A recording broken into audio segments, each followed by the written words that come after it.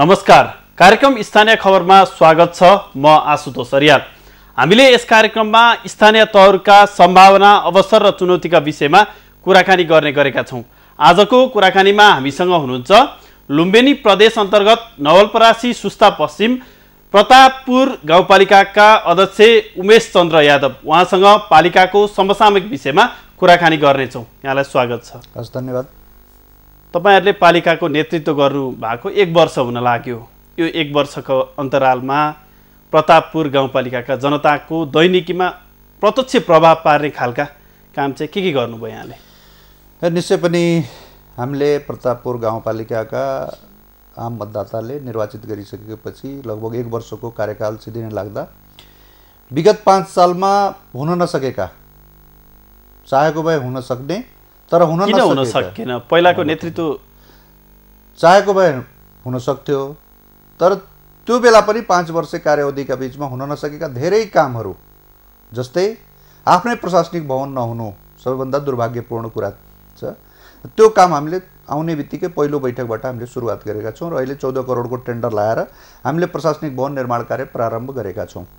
पहिलो कुरा त्यो 5 वर्ष अगाडि नै भइसक्नु पर्थ्यो र धेरै पालिकाहरूले गरिसके, अधिकांशले बनाइसके, निर्माणाधीन अवस्थामा छ।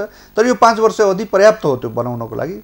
अब त्यो इच्छा शक्तिको कमी हो या टेक्निकल केही हो, त्यो समीक्षाको विषय होला। तर हामीले पहिलो काम त्यो सुरुवात गरेका छौँ। त्यो गरिसक्दा हामीले लगभग 1.5 लाख भन्दा बढी मासिक रूपले बचत गर्ने अवस्था हुन सक्छ। अहिले हामी 1.5 लाख भन्दा बढी भाडामा बसिरहेको छौँ। हामी त्यो बाध्यात्मक परिस्थितिलाई पनि हामीले चिर्दै जग्गाको व्यवस्थापन गर्यौँ र जग्गाको व्यवस्थापन गरिसकेर सम्पूर्ण यावत प्रक्रियाहरू, टेन्डर प्रक्रियाहरू पुरा गरेर प्रशासनिक भवन निर्माण कार्य हामीले प्रारम्भ गरेका छौँ। पहिलो कुरा। दोस्रो, हाम्रो प्रतापपुर गाउँपालिका भनेको एकदम 96% उर्वर कृषि भूमि भएको, गण्डकले चाहिँ सिंचित हुने क्षेत्र पर्छ तपाईको नाम मात्रैको गण्डकको। किन नाम मात्र गण्डकको सिँचाइको पानी भनेको पानी हाम्रै हो, नेपालकै पानी हो, तर हाम्रा जनताले त्यसको सिँचाइ पाउँदैनन्। त्यो सिँचाइ भनेको त्यसको स्ट्रक्चर नै, त्यो गण्डक सम्झौतामै त्यो यसरी स्ट्रक्चर बनाइएको छ।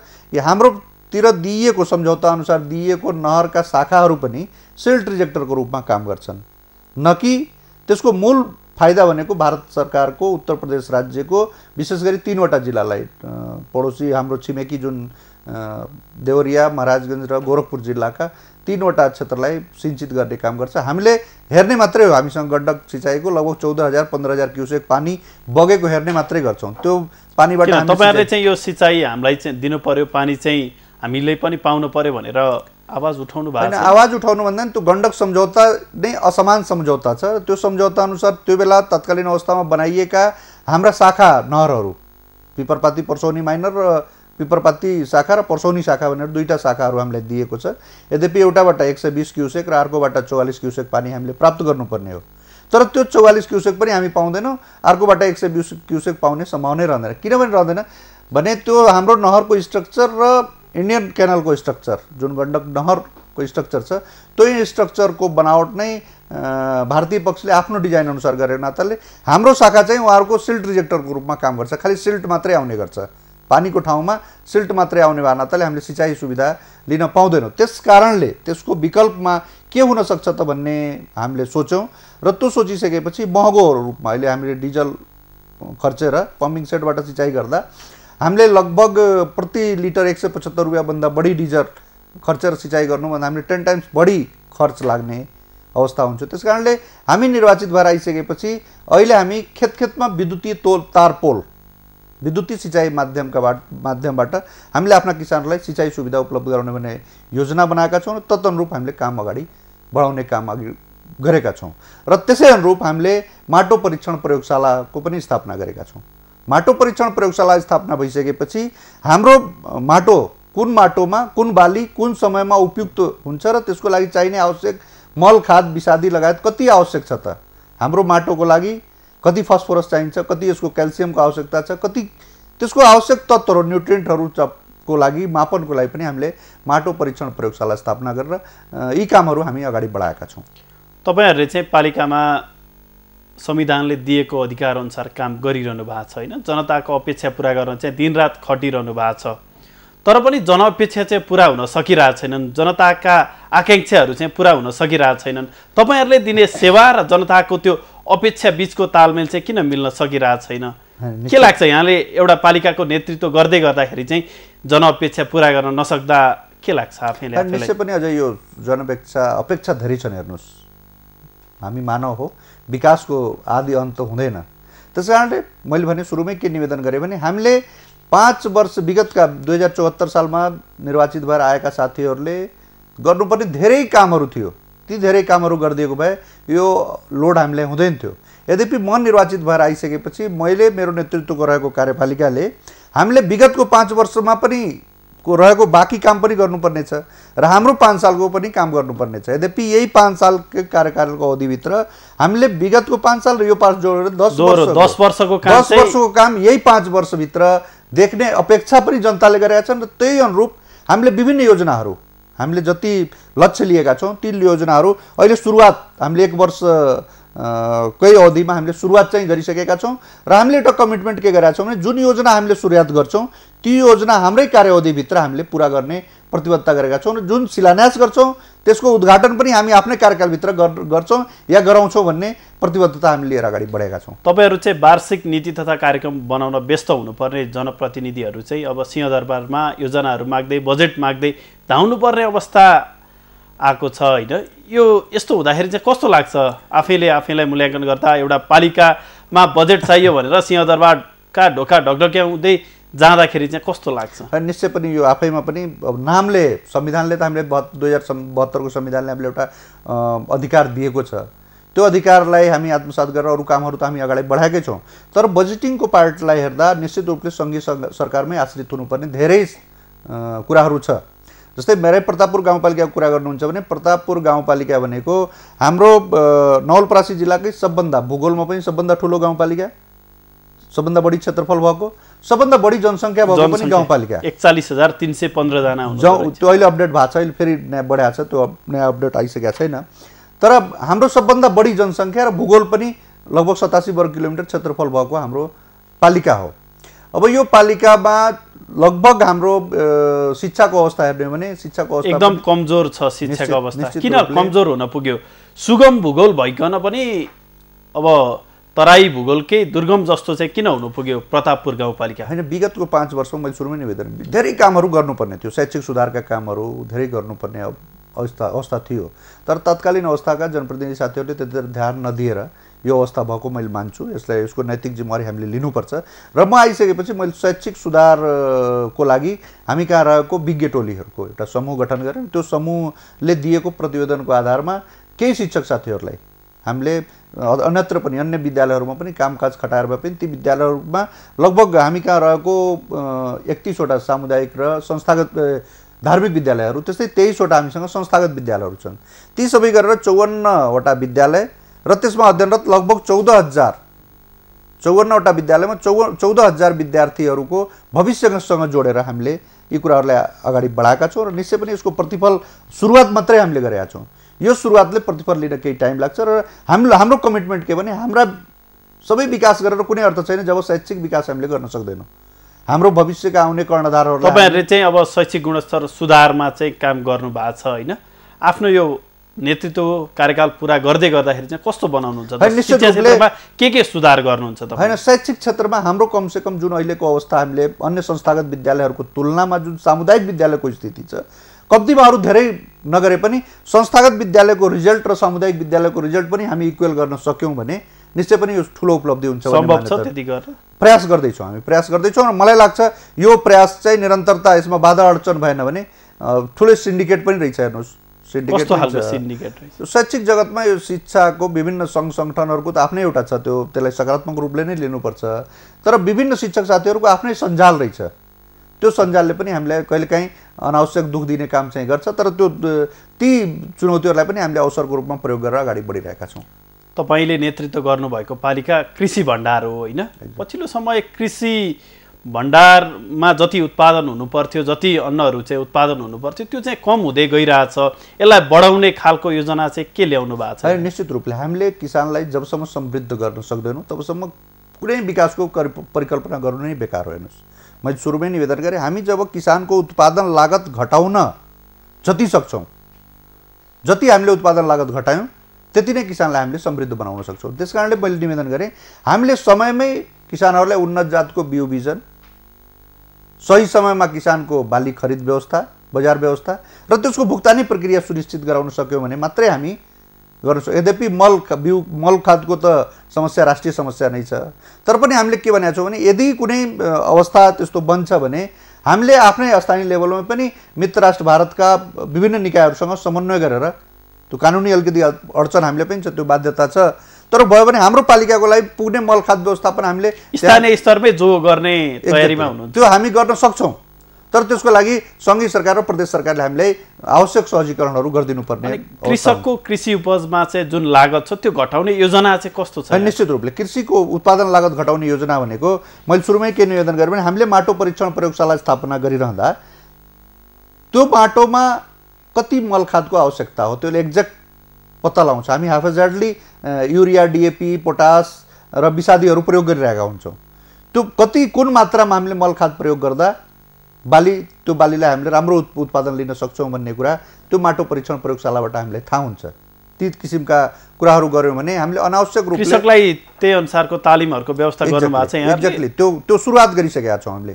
अहिले माटो परीक्षण प्रयोगशाला स्थापना पहिलो बैठकबाट मैले निर्णय गरेँ र त्यो कार्यान्वयनको चरणमा छ र हामीले भोलिको दिनमा माटो परीक्षण प्रयोगशालाबाट माटो परीक्षण गराएरै त्यो माटोमा कुन बाली सुहाउँदछ त्यो बाली नै लगाउने र त्यो बाली लगाइरहँदा कति मल खाद बिउ बिजन कति हाम्रो आवश्यक छ त्यो आवश्यकता अनुसार लगाइरहँदा त्यहाँ प्रोडक्सन कस्ट घटाउन सक्छौँ भने। दोस्रो हाम्रो प्रमुख भनेको सिँचाइ हो।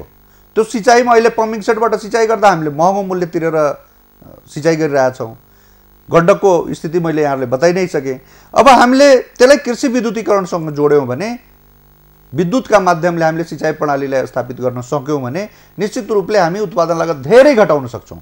र जब हाम्रो उत्पादन लागत घट्छ त्यसबाट उत्पादित वस्तुलाई हामीले बजारसँग जोड्ने, जस्तै हाम्रो प्रतापपुर गाउँपालिका भने उखुसँग सम्बन्धित बाली हाम्रो धेरै छ, नगदे बालीका रूपमा। पहिला यहाँहरूले देखेकै विषय हो, उखुको लागि हामीले उखु बेच्ने 4 सालसम्म पैसा नपाउने, आन्दोलन गर्ने, यहाँ माइती घर आउनु पर्ने हाम्रो बाध्यात्मक परिस्थिति थियो। अहिले चाहिँ त्यस्तो छैन, यहाँले सहजीकरण गर्नु भएको छ। निश्चित रूपले हामी केही सहजीकरण गरेका छौँ। अहिले त्यो अवस्था छैन।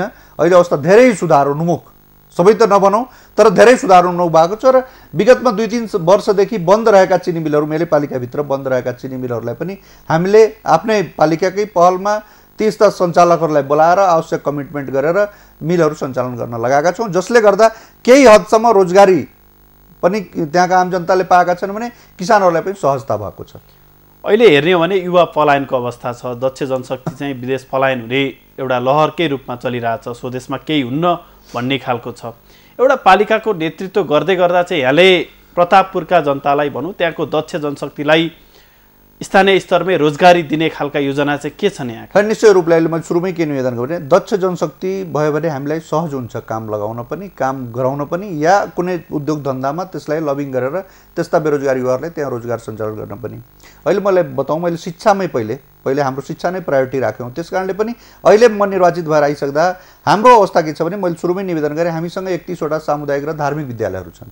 ती विद्यालयहरूमा भौतिक पूर्वाधार भए पनि, तराईका विद्यालयहरूमा भौतिक पूर्वाधार लगभग पुरा भएको अवस्था छ, तर शैक्षिक जनशक्ति नै छैन हामी कहाँ। दरबन्दी अनुसारको शिक्षक नहुनुभन्दा सबभन्दा ठुलो समस्या हो। हामीले के गर्यौँ भने, हामी निर्वाचित भएर आइसकेपछि हामीले कमसेकम प्रत्येक विद्यालयमा प्रत्येक कक्षामा पुग्ने गरी शिक्षकको व्यवस्था हुनुपर्छ भन्ने हिसाबले व्यवस्था गर्नुभएको। त्यो मैले अध्यक्ष शैक्षिक सुधार कार्यक्रम भनेर एउटा बजेट विनियोजन गरेँ। त्यसबाट लगभग 23-24 जना शिक्षकहरूको अहिले हामीले दक्ष शिक्षकहरूलाई हामीले चाहिँ पढाउने काम लगाएका छौँ। त्यसमा अलिक समस्या छ हामीलाई, उहाँहरूलाई पनि सेलेरी दिन भन्दा नि अब कुन हिसाबले उहाँलाई राख्ने, तर डेली वेजेसका हिसाबले भए पनि 570 रुपियाँ प्रति दिनको दिएर भए पनि हामीले त्यो शैक्षिक बेरोजगारहरूलाई पनि त्यसरी सम्बोधन गरेर हामीले अगाडि बढाएका छौँ। त्यस्तै हामीले किसान सूचीकरण कार्यक्रमहरू अगाडि बढाउँदा त्यसमा चाहिने गणकहरूलाई पनि हामीले त्यही किसान ती शैक्षिक बेरोजगारमा लगभग +2 पास गरेर बसिरहेका युवाहरूलाई हामीले त्यसमा पढेर खाली बसेका युवाहरूलाई चाहिँ रोजगार दिने लक्षित कार्यक्रमहरू हामी अगाडि बढाएका छौँ। तपाईँको पालिका छिमेकी मुलुक भारतसँग सिमाना खुल्ला सिमाना जोडिएको छ। यो खुल्ला सिमानाका कारणले गर्दाखेरि चाहिँ केही समस्याहरू हुन्छन् कि हुँदैनन्? होइन, समस्याहरू सुरक्षाका चुनौतीहरू भन्दा नि खुल्ला सिमाना भएपछि धेरै कुराहरू अप्ठ्यारो परिस्थितिहरू पनि के अप्ठ्यारो परिस्थितिहरू? अप्ठ्यारो परिस्थिति भन्दा नि जस्तै किसानकै हकमा हेर्नुहुन्छ भने हामी कहाँ केरा उत्पादन हुन्छ, त्यो केरा उत्पादन हामीले हाम्रा किसानहरूले गर्छन्, हाम्रो उत्पादन लागत बढी छ। छिमेकी मित्र राष्ट्र भारतको केरा उत्पादन त्यहाँ पनि हुन्छ, त्यहाँ केरा उत्पादन गर्दा उत्पादन लागत एकदम कम पर्छ र त्यो केरा हाम्रो नेपालको बजारमा आइसकेपछि हाम्रा किसानहरूलाई त्यसले ठुलो मार पारेको हुन्छ। किन पारेको हुन्छ भने उनीहरूले सस्तोमा बेचेर जान्छन्, हामी कहाँ प्रोडक्सन कस्ट बढी हुन्छ, उनीहरू कहाँ मल खाद पनि सस्तो पाउने, समयमा पाउने, सरकारले कृषि अनुदान दिएको छ, धेरै सस्तो छ त्यहाँको।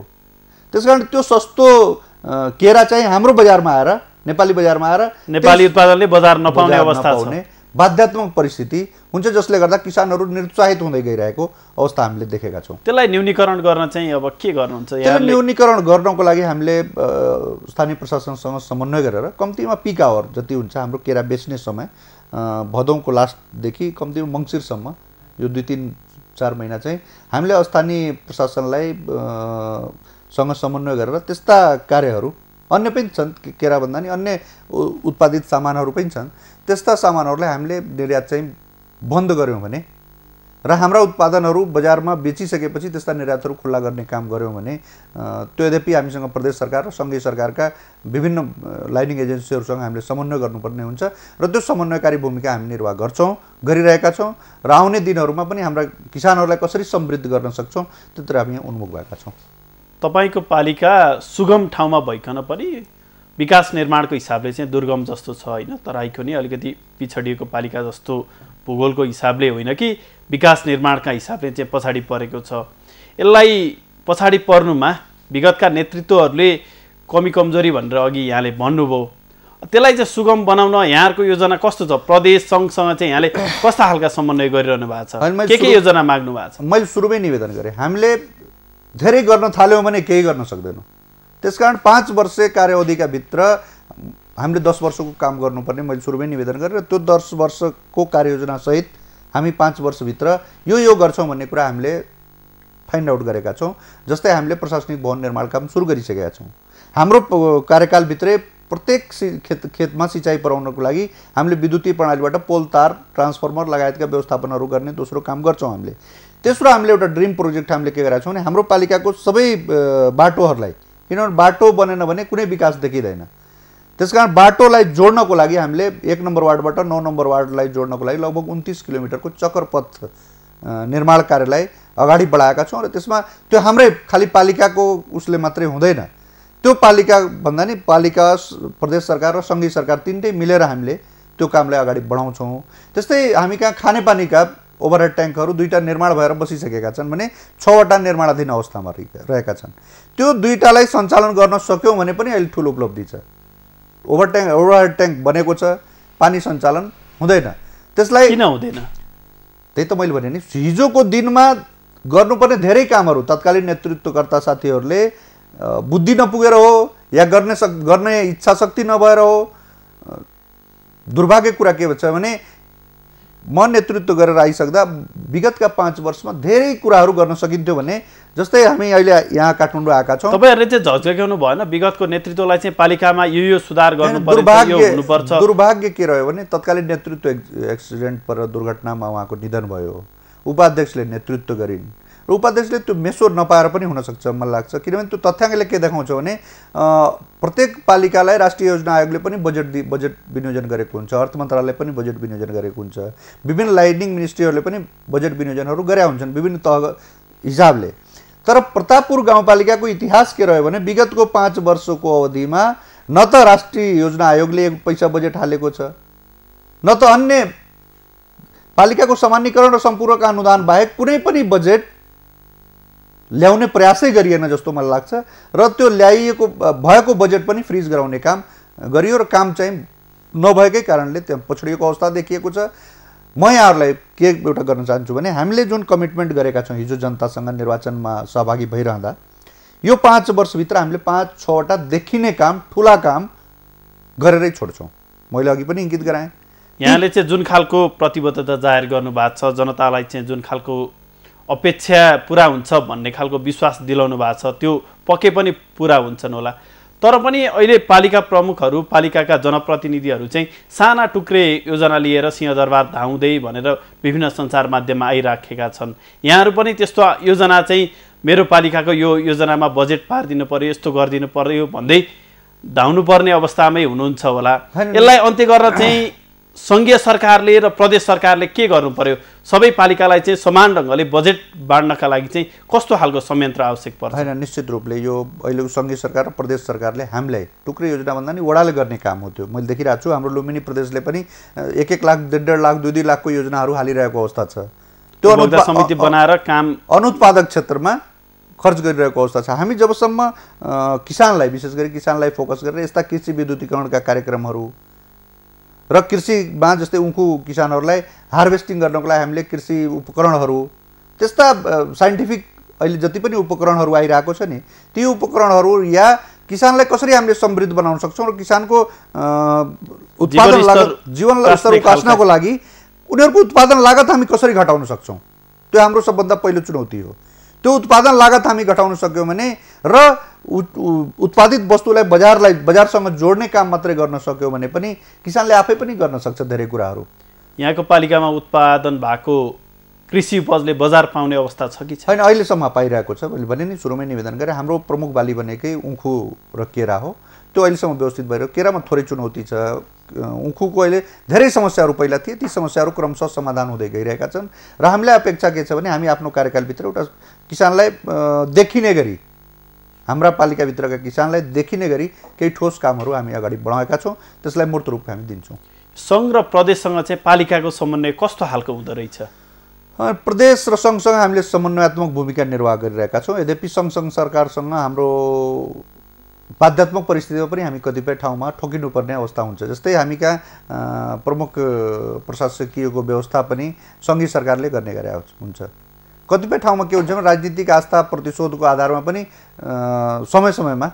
समय नपुगिकन जो कर्मचारीको एउटा नर्म्स हुन्छ त्यो नर्म्स पनि फलो नगरिकन बिचबिचमै डिस्टर्ब गर्ने काम पनि हुन्छ विभिन्न पालिकामा। यहाँको त्यस्तो अनुभव छ कि छैन? बिचमा हाम्रो पालिकामा पनि त्यो भएको थियो। हाम्रै प्रशासकीय अधिकृतलाई पनि विभिन्न बहानामा त्यहाँको स्थानीय राजनीतिक खिचातानीको कारणले पनि सरुवा गर्नुपर्छ भन्ने केही साथीहरू लाग्नु भएको थियो। यद्यपि हामीले रोकेर राखेका छौँ। त्यसकारण त्यस्ता बाध्यात्मक परिस्थितिहरूमा पनि हामीले सङ्घीय सरकारसँग लबिङ गरिराख्नुपर्ने र यहाँ धाइराख्नुपर्ने त्यो संवैधानिक बाध्यताले, कठिनता, जटिलताले पनि हामीले यहाँ दौडाइरहेको अवस्था चाहिँ छ। यहाँहरूले जनताको काम गर्न, जनतालाई चाहिँ सेवा दिन दिनरात खटिँदै गर्दाखेरि चाहिँ आफूले चुनाव अगाडि प्रतिबद्धता गरेका कुराहरू चाहिँ पुरा गर्न नसक्दाखेरि चाहिँ कस्तो लाग्छ? निश्चित रूपले आफैलाई आत्मग्लानि हुने कुरा हुन्छ। तर अहिले 1 वर्ष मात्रै भएको छ। 1 वर्षमै सबै कुरा मूल्याङ्कन गर्न बाहिरबाट देख्दा चाहिँ म त्यहाँ पदमा पुगेँ भने यो गरिहाल्छु, त्यो गरिहाल्छु भन्ने जस्तो चुनौती छ। हेर्नुहोस्, बाहिरबाट देखे जस्तो भित्र पुगिसकेर कर्मचारी संयन्त्र एउटा आफ्नै छ, त्यहाँ संयन्त्रको जालो छ। अर्को नियम, ऐन, कानुन, तमाम कार्यविधिहरूले बाँधिएका छौँ हामी। यद्यपि जस्तै मैले उदाहरण के दिएँ भने हाम्रो पालिकासँग टच गरेर लगभग 6 किलोमिटरको एउटा गोपीगञ्जदेखि बेलाटारीसम्मको हुलाकी बाटो छ।